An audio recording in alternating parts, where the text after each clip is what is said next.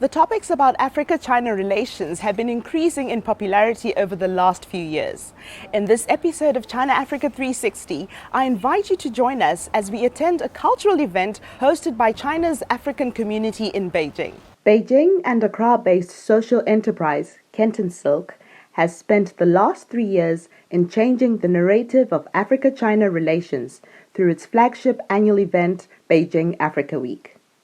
It is a week-long itinerary of cultural activities ranging from dance, music, arts to gastronomy.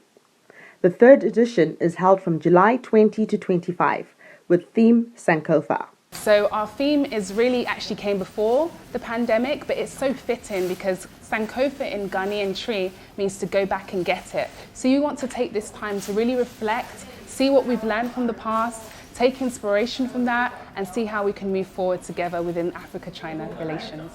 So Africa Week really is a space to have deeper and more meaningful connections on a people-to-people level. So it is a celebration of Africa and China.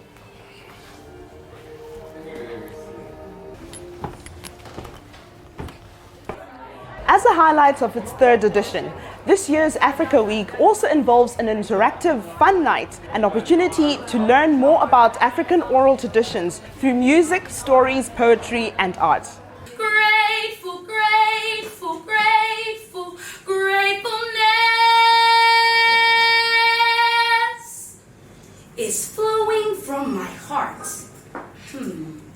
Where should I start? You see, my mind works like 1, 2, 3, 1, 2, 3. It's 2020 and still I don't feel free. But that's okay, because the one above chose me and spoke ever so softly and said, "You are a queen." Absolutely. So this event means to be creative for me. I feel like a lot of the guests that were able to present were allowed to execute their creativity and use their trials and tribulations and what they've been through and to sum it up into a synopsis of what's going on in their personal lives. Girl, I need you. I've been needing you like air. Don't know how I will survive without you there. I could scream it loud for the whole world to hear.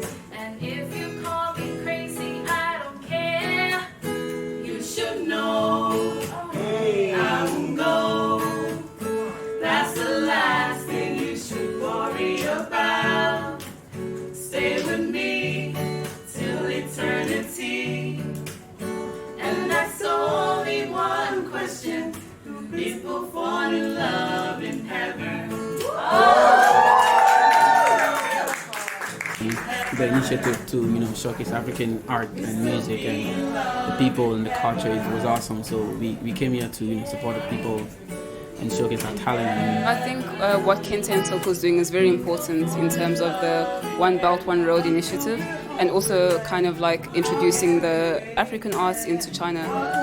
I think it's super important that people kind of understand what young artists from Africa are actually producing. There's not enough events like this and I wish there could be more. For the organizer, despite the epidemic, there is the need for these initiatives more than ever.